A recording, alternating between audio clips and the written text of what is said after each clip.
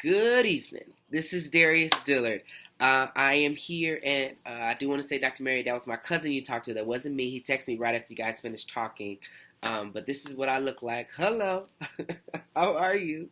Good to see you. So let's get along with the questions. All right, discussion two.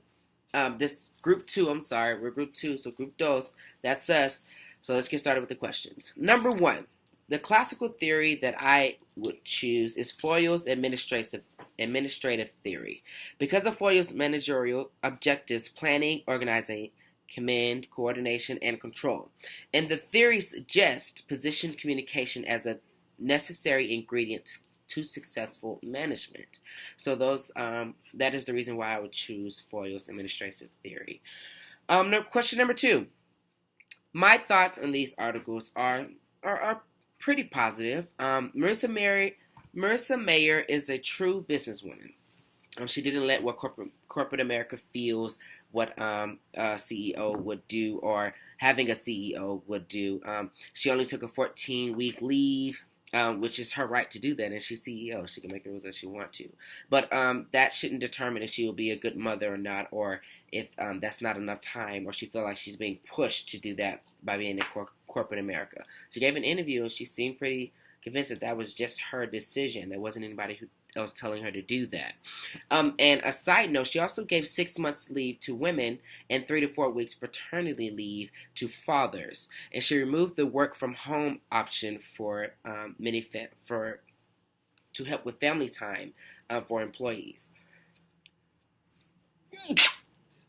Excuse me, I'm so sorry. Question number three. Humor, my favorite topic. You gotta have humor in this life. You gotta be able to just laugh things off and just move on with your life instead of holding on to things. I think laughter heals everything. You gotta have to have funny. So, humor can be something that can bring people together and can also cause friction or annoyance. One thing about me in the workplace is I do know when to laugh and I do know when to shut up. And when not to be funny. And if I don't, my coworkers, they'll tell me, be like, okay, let's get this done. Let's get this project done. But I do think that having too much humor can deviate from the objective at hand when you're dealing with a project or just in work in general. But humor can also be a little icebreaker as well, sending around little memes or something during the workplace, just to kind of brighten the mood a little bit. And even having that little funny moment with your boss or whatever about certain things that go on inside of the workplace. So I think humor is good, and I think a lot of people think that way with me. Question number four, system theory. Systems theory, from my understanding, means to carefully understand and view organizational behavior, bring change to organizations, and those will be good changes. Question number five. Systems theory is important to every organization because it produces productive processes. It's an insight into the organization's relationship between sets of objects and their environments. A little paper, handy dandy paper. Number six. An organization that engaged public conflict was the don't know how to say her last name, Rachel Dolezal situation at NAACP. Basically, Rachel was the president of the NAACP who lied and said she was black, but is actually white. That was a big situation, and towards the end of 2015. The biggest situation was that her brother actually called in, I don't know if it's to a radio station or a news station, saying that she has no racial background in being black. Her family is actually Irish or something of that sort. And there's actually a picture of it back in 2006, 2008 of her with her family and with the 3 African American boys that they adopted from Haiti. Blonde hair, white girl, looking like Buffy the Vampire Slayer, And then actually these pictures recently showed up in 2012 to 2015 of her, and she's very light-skinned, looked like a light-skinned girl with brown, reddish hair, nice little tan. I'm claiming to be black. I can't remember exactly what she said verbatim, but she did say, "I claim to be black not to hurt anyone, but to further herself in the workplace," or something like she said something of that sort. But that was the public conflict that happened inside of the organization. And later that year, she actually resigned at the beginning or end of September 2015 from all the publicity that she was getting. So that was the conflict of that situation there. Which, just my thoughts, since, I have a little time to go ahead. I mean, we're at 5 minutes. The video's supposed to be 7 to 9, so I got a little bit of time. I completely disagree with her telling that she should have been black, that she was black, African American, power to the people.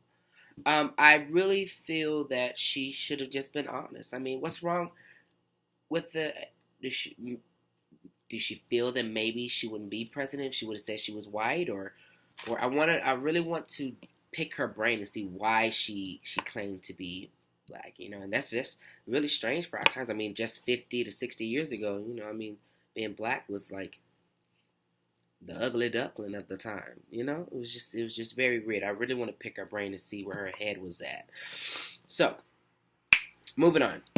Number 7. Studying an organization's culture studying an organization culture differs from a more traditional approach because an organization's culture can be a multicultural organization. For instance, when I joined the O team is orientation team. We just use O team for short here. I studied the different cultures it had to offer and what I could learn. We had different cultures. We had Indian, we had Hispanic, we had African American, we had people from Australia. And oh my God, I remember Dean from Australia. We had people from Australia, people from Asia, and it was a wonderful time to see that the O team was basically a multicultural organization. It wasn't just one set culture. You learn different things and different people, and also that helps you relate to people that come to the orientation who are from those other ethnicities that have the same culture. I define culture as being a set of values and beliefs that we accept or adopt according to our life. A lot of people adopt certain cultures, besides the one that they were given when they were a child. Question number 8. It has means to me as of right now, and it is means that what is from what it was founded on, like Popeyes, saying that it is that culture. Popeyes is Louisiana. We all gonna know that. The lady comes on and say, "Welcome, it's Popeyes. Come on down to Popeyes. Get you a nice little 2-piece with a biscuit." That's that culture. That culture, that down southern culture. That's there. That's gonna always be there, no matter who has it. That's what we're going to remember. That down south home cooking fried chicken that grandma used to cook in the kitchen. And it has meaning, it has that for right now. I can't think of a good example for that one, but, it has, it is where it stays and what it was founded upon. Number 9, last question. The most powerful symbols I have encountered was hearing the background of UHD, hearing the story of UHD and how we can grow. Symbols in orientation was the history and the first gator animal made that was passed around in the induction process of UHD, of orientation when I became an orientation leader. I'm reaching the time limit, so I'm getting past 9 minutes here. So I'm trying to cut my video a little bit short. So I hope you guys enjoyed my video. Let me know anything that goes wrong. And if you have any questions, just go ahead and get the little message box that's right under there. Yeah, right there. Yeah, there you go, right there. So just message me in the message. We have to do 4. We have to do 100 words each. So make sure you get your videos in. All right. I'm excited to hear from you guys. Oh, bye.